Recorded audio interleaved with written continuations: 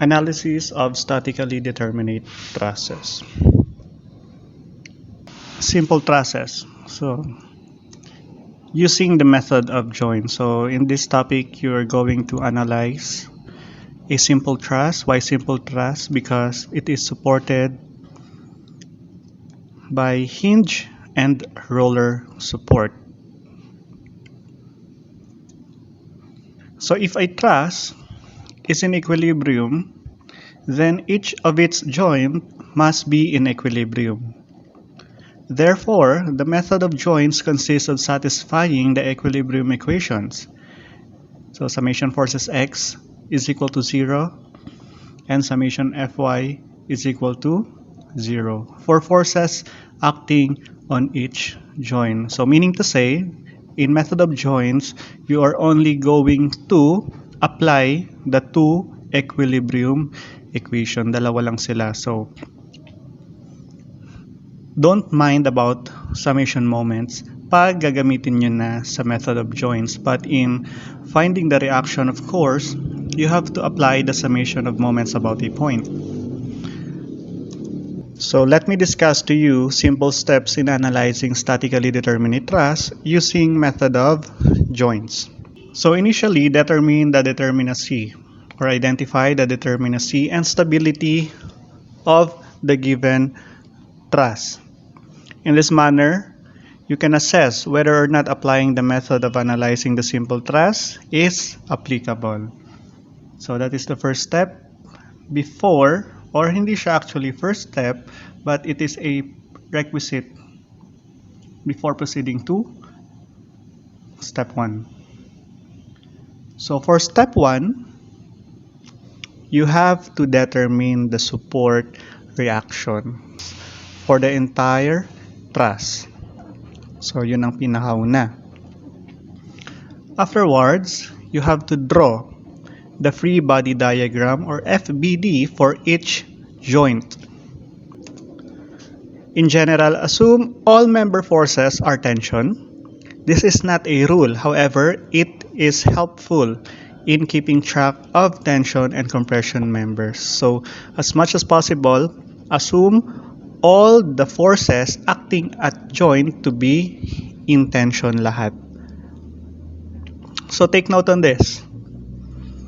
When we say tension member, the internal force of the member goes away from the joint. On the other hand, compression means that the internal force of the member goes towards the joint. So, let's say this is the joint. So, merong force acting away from the joint. So, that is a tension force. And for this joint, let's say, may mag-a-act na pushing force, or that is a compression or towards the joint. So in short, or sa madaling sabi, that is a pull and that is a push. So tension is a pull force and compression is a push force. So let's take a look at this truss. So this is joint C. So at joint C, kung mapapansin nyo, there are 4 members acting or connected sa joint C, which are ito, and that one. So there are 4 forces acting at joint C alone. So they are namely T1, T2, T3, and T4, or tension 1, tension 2, tension 3, tension 4. So the assumption for the forces acting at joint C are all in tension. Why? Because they are all going away from the joint. So umaalis sila sa joint. So for the free body diagram, ganito ang magiging itsura niya. So of course, you have to construct a Cartesian plane. Ayan. And you place the joint C at the origin. So this is for convenience. So just copy the force of T1, T2, T3, and T4. 4. So kung may reaction dyan, you include the reaction including their direction. Kung pababa, pataas, going right, or going left. So that is for tension assumption. However, for the compression assumption, ganito yan. So that is the joint C. Ayan. Kung papansin nyo, pag compression, it compresses the joint. So lahat ng force acting dyan sa joint na yan are compressing the joint itself. So that is compression 1 or C1, compression 2 or C2, compression 3, and C4. So for the free body diagram, so kopyahin lang. So the joint C. So just follow. C1 is going towards the joint. C1 and C2, C3, C4. But, so let's convert this one into a very convenient look. So for convenience, place the tail of the force at the joint. So make it a habit na every time you are analyzing a joint of a truss, make sure na all forces are acting away from the joint. Or yung tail dapat nasa joint. So madali lang yan. Papalusutin mo lang yung C1, ilulusot mo siya, you're going to project it to the other side. So that is, so meaning, ito yung tail, ha? And this is the head of the arrow. So let's say this is joint C. So yung C1, instead na andito siya sa left side, mapupunta na siya sa right. Provided na same ang direction ng arrow. So that is your new location for C1. Kasi mas madali siyang ma-analyze. So for C2, ilulusot mo lang, lalampas mo siya dyan sa dot. So andito na siya sa quadrant 4. Sorry. And for C3, mapupunta siya sa quadrant 3. And for C4, mapupunta siya sa negative X.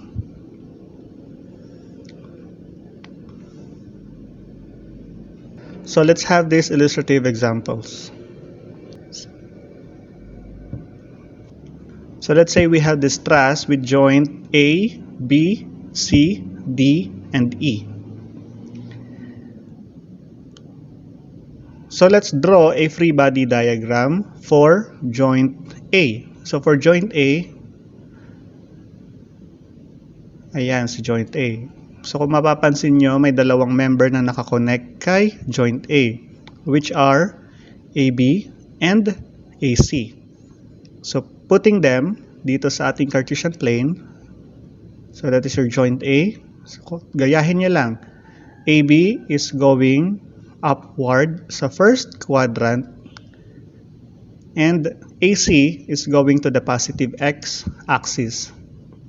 That is TAC. So tension lahat ng assumption natin. So wag kayong mag-a-assume ng compression kasi later on baka magkalituhan. So later on sa example natin, you will see why you need to assume a tension direction sa lahat ng joints. So free body diagram of joint B. So your joint B is here. So in this case, tatlo ang nakakonect. So you have that one, joint B. So meron kang BA, meron kang BC, meron kang BD. Yan. So tatlo lang sila. Kung may force dyan na nag-act sa joint, so you apply that joint. You include it. So for joint C, ito ang joint C. For joint D, yan. And for joint E is this one. So easy, right? So take note, pag nakuha mo na yung tension at AB and then you encountered later on a tension at BA, they only mean the same thing. AB is just equal to BA. So walang pinagkaiba. And afterwards, perform the procedure for all the joints in the given truss system. So construct a table after na ng lahat-lahat ng analysis. You construct a table showing all the calculated member forces as well as their natures, whether tension or compression. So just like this one. So on the first column, you have there the member, kung anong member yung ina-identify nyo. So A, B, B, C, so on and so forth. And on the other column, nakalagay ang force or the computed internal force sa member na yan. And for the third column, it's the tension or compression, yung nature niya.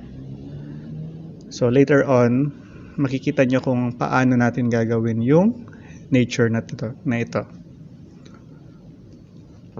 So let's have this sample problem 3-21, page 130 of the book of Hibbeler.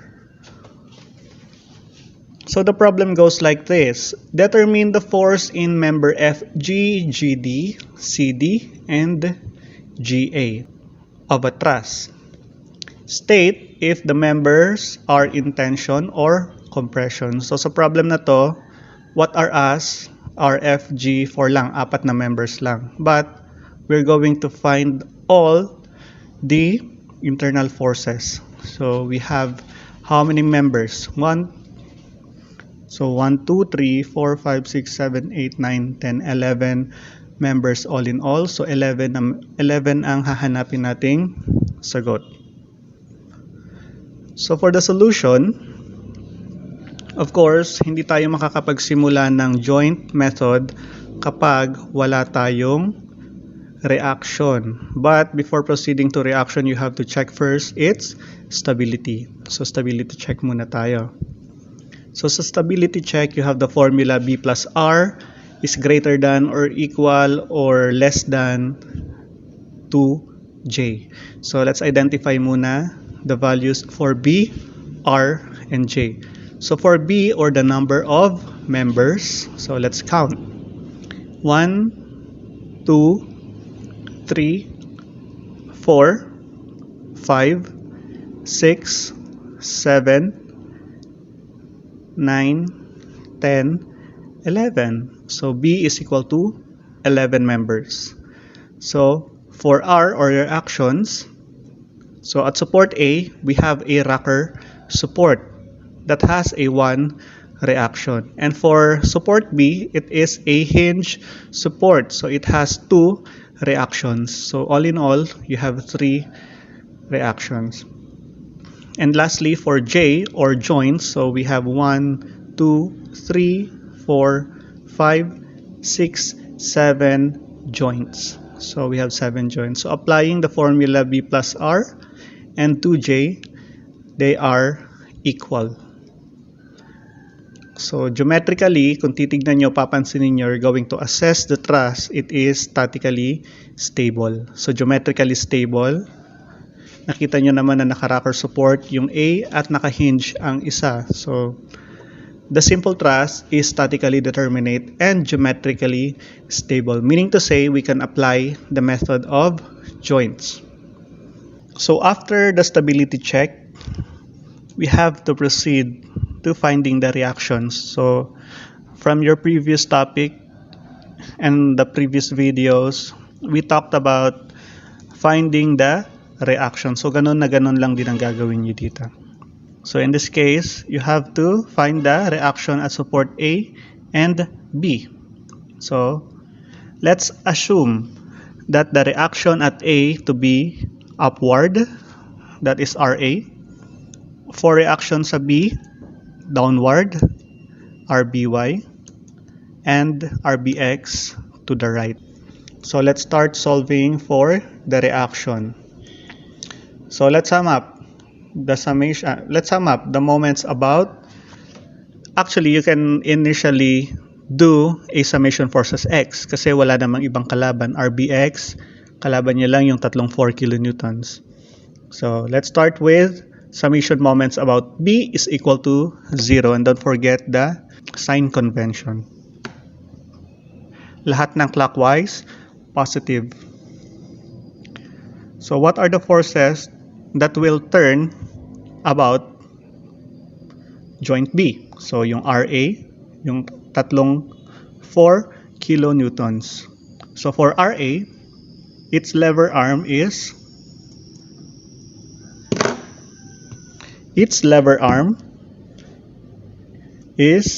3 meters. So, positive kasi iikot si RA papunta kay B ng pa-clockwise. Minus, so yung 4 kilonewtons at joint E. Ito, at joint E.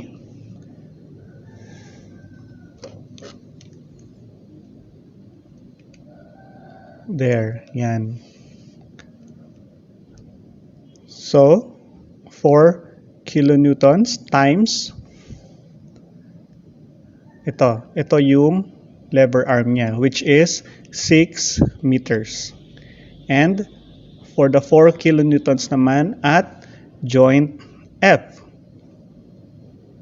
ito times 4. And lastly, yung 4 kilonewtons at joint G times 2 meters. All in all, equal to 0. So, solving algebraically, RA is equal to 16 kilonewtons.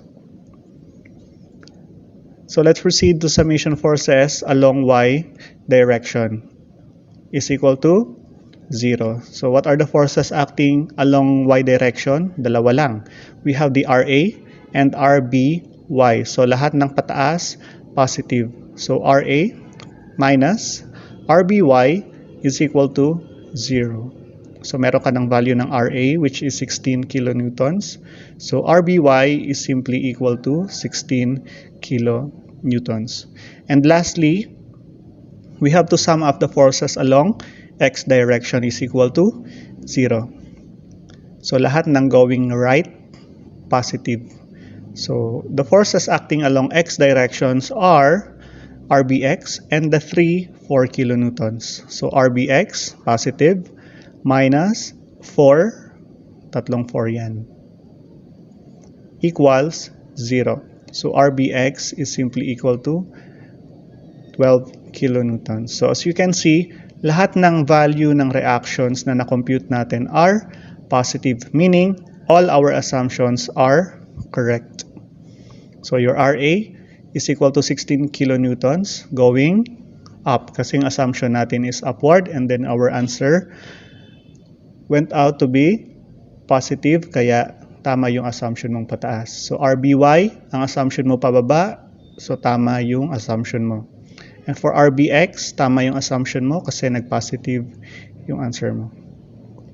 So after having all the reactions, we have to proceed or we're going to proceed now to joint method. So pag joint method na, you apply all the computed reactions para hindi ka mahilo. So as what I've said kanina, you have to identify muna isang joint kung saan may dalawang nakakonect na member and doon ka magsisimula. In this case, we have two joints with a two-member connection. We have this one and this one. Pero kung magsisimula ka sa E, okay, mako-compute mo yung member na to, Pag nakarating ka sa member na to, makakarating ka dito naman ang makukuha mo, and ito. Pag nandito ka na, unknown ito and ito. And pag andito ka na, ang unknown naman ito, and ito. So it's up to you kung saan mo gustong magsimula. It depends upon your convenience.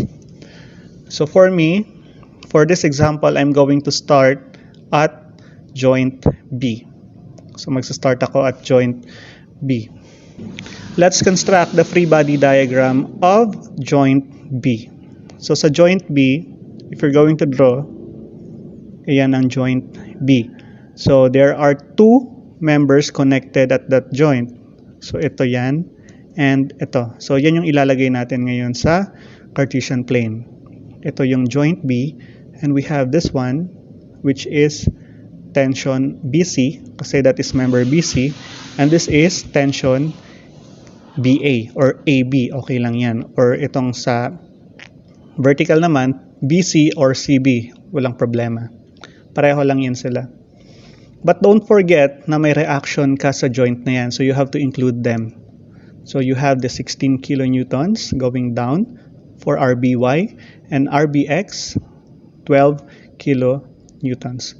And then after identifying all the forces acting at that joint, you have to proceed the application of summation forces X and Y. Dalawa lang sila. Never mind the moment. So pag joint na, summation forces X and summation forces Y laang. So summation forces Y is equal to 0. Lahat ng pataas, positive. So sa free body diagram nyo, huwag na kayong titingin sa truss. Dito na lang sa free body diagram for convenience.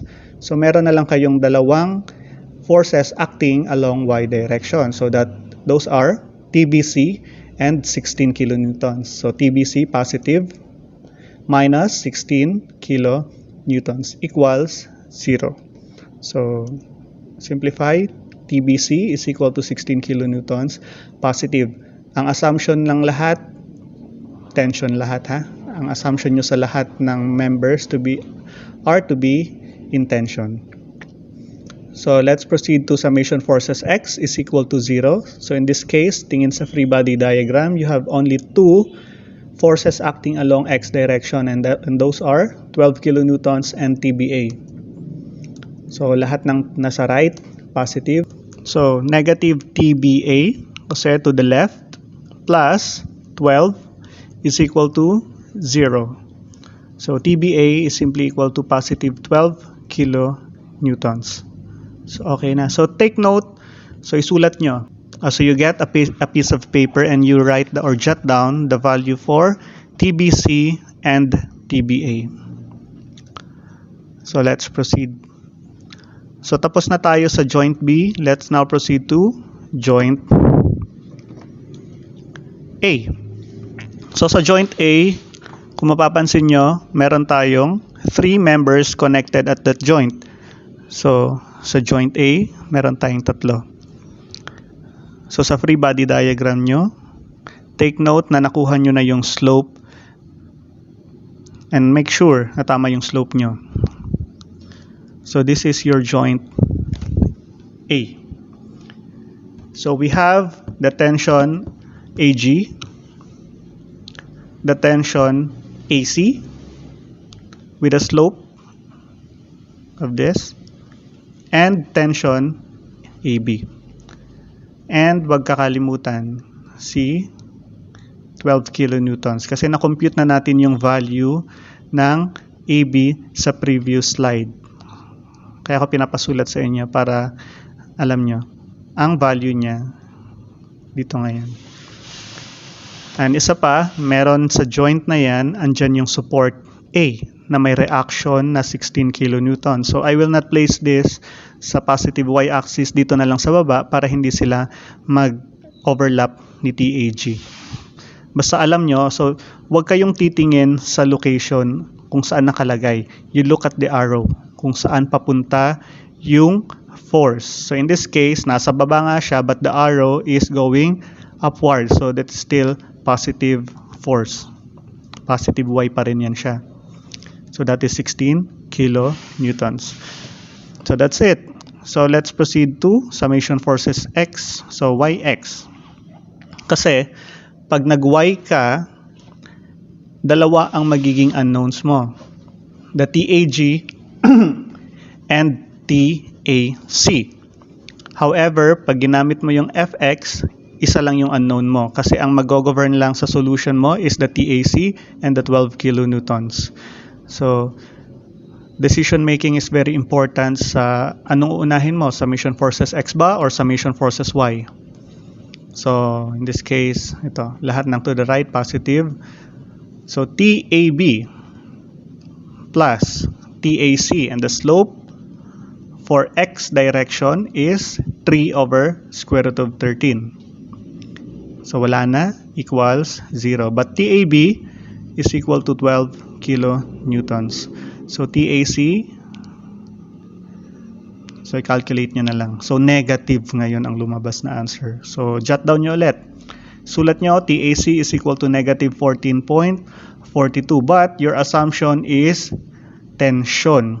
Tension, pero ang value niya is negative. So, wag nyo munang pansinin yung tension compression later na yan. So, basta lahat ng assumption nyo muna ngayon should all be in tension muna. So, regardless muna yung mga negative. Basta isusulat nyo. Huwag nyo kakalimutan isulat. So, summation forces Y is equal to 0. Lahat ng pataas, positive. So, the forces that will act. Kaya tignan nyo ngayon. Forces Y na tayo. Kanina, pag inuna natin ng forces Y, dalawang unknown. Ngayon, TAG and TAC. Si TAC may value na. So, wala nang problema. So, TAG plus TAC times the slope of 2 over square root of 13 plus yung 16. So, although nasa negative siya parte, nilagay ko lang siya para hindi lang sila mag-overlap ni TAG, but the nature of it is positive. So, 16 kilonewtons. Then, wala na. So, TAC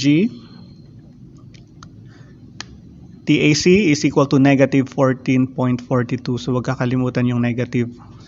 So, yan. Calculator nyo na lang.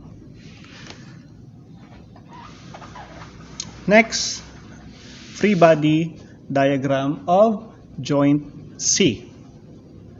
Ito ang joint C. So, we have 4 members. There are 4 members, rather, acting at joint C. So, include the slope. Yan. This is member or tension at member CD. Include the slope. This is GC or CG. Ito, AC or CA. May value na yan. And CB. May value na din yan. So, let's sum up forces along Y direction. So, what will govern are TCD, TCA, and TCB only. So, tatlo lang sila. So, lahat ng pataas, positive. And in this case, ang pataas lang ay si TCD. So, TCD times, slope niya is 4/5 minus TCA or minus negative 14.42 times 2 over square root of 13 and minus 16 equals 0. So simplifying further, TCD is equal to 10 kilonewtons. And for the summation forces along x-axis is equal to 0, lahat ng to the right, positive. So we have 3 forces acting along x. So TCD, TCG, and TCA. So negative lahat. So negative TCD times the slope of 3/5 minus TCG, minus TCA or minus negative 14.42 times the slope of 3 over square root of 13 minus TCG is equal to 0. So, meron na tayong value ng TCD which is equal to 10.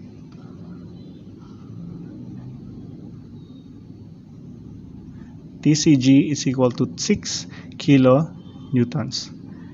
And for for joint G, ayan.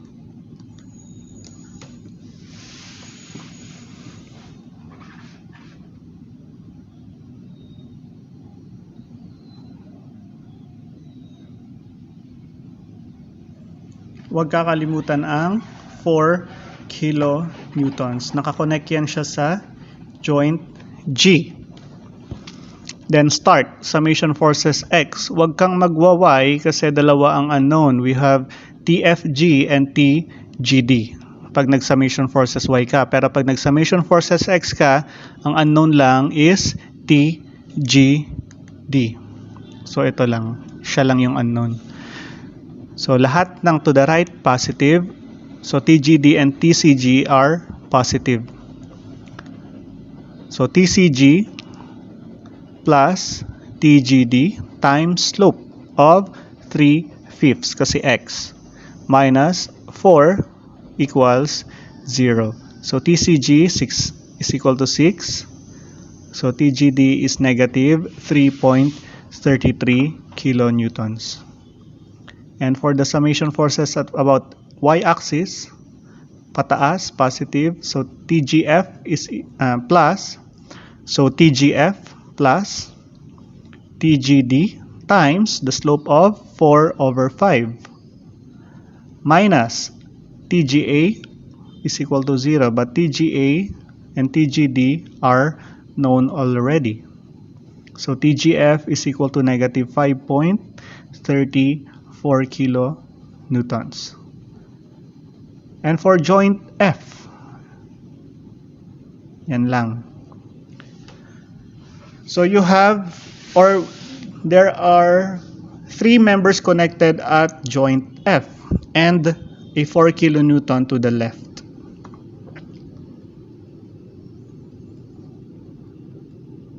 So summation forces X is equal to 0 or kahit sinong mauna. Summation forces Y doesn't matter. In this case, hindi siya problema. So dalawa lang naman. TFD minus 4 is equal to 0, so TFD is equal to 4. And for summation forces Y is equal to 0, so TFE minus TFG is equal to 0. And TFE is equal to negative 5.34 kilonewtons. So for joint D, yan. So the slopes, this is ED, this is FD, this is GD, and DC. So doing the same method,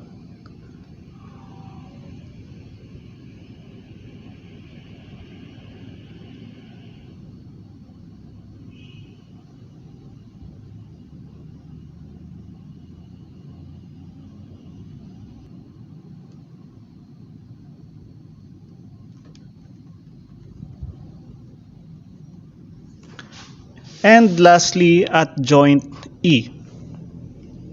Ayan si joint E. So kay joint E, may dalawang forces or members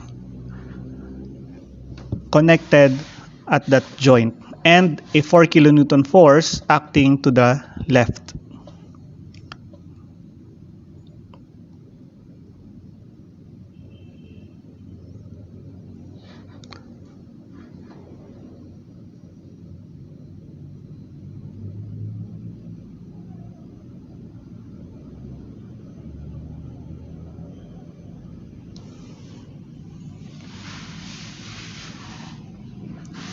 So after analyzing all the joints of the given truss system, you have to construct a summary of computed internal member forces.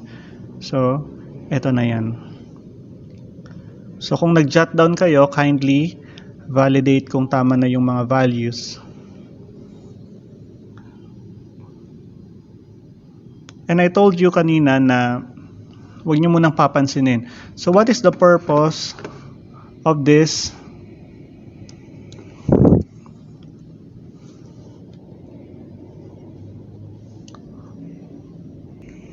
So what is the purpose of this column?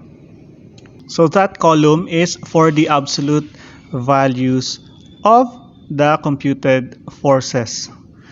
So in this case, The absolute value for positive 12 is simply positive 12. So positive siya, meaning the nature of that force computed for member AB is tension. Kasi yung na-compute mo is positive. That's why, initially pa lang, sabi ko na kailangan ang assumption nyo lahat in tension. Kasi kung mag-negative siya, meaning compression siya. So for the member AG, negative 8, ang absolute value niya is positive 8, but its negative sign means that it is a compression member. Same as with member AC, the absolute value is 14.42, but the nature is compression. So for 16, it's positive. So tension, tension, compression, compression, tension, tension, compression, and tension. So that is the final answer. Yan ang final answer nyo.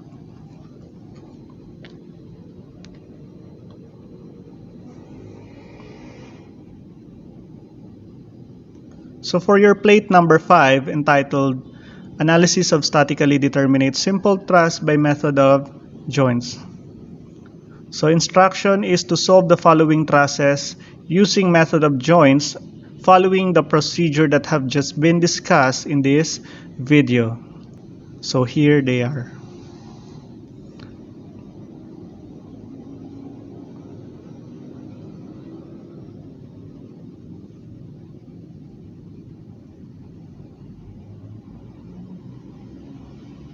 See you in our next video.